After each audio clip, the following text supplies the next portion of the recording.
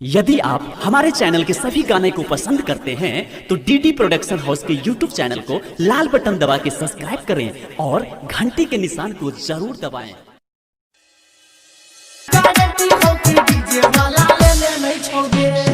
थोड़े से थोड़ घसाल छोगे छौरी घसाल छोगे छौरी मूड तो हर गड़बड़ाल छोगे छौरी मूड तो हर गड़बड़ाल छोगे छौरी जाने छियो पूरा केने छौगे की गारंटी हो कि डीजे वाला लेने नहीं छोगे की गारंटी हो कि डीजे वाला लेने नहीं छोगे की गारंटी हो कि डीजे वाला लेने नहीं छोगे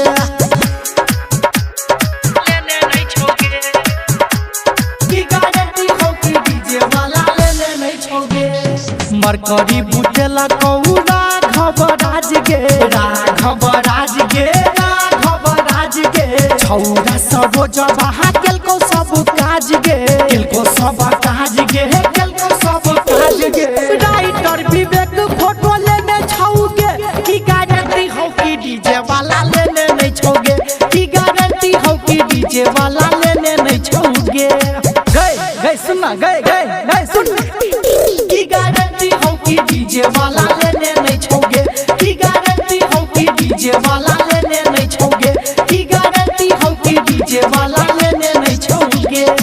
आई सब बोल तो हर खोल देबो बुझलही। Recording by DD production house Sakri 97 084 45 722।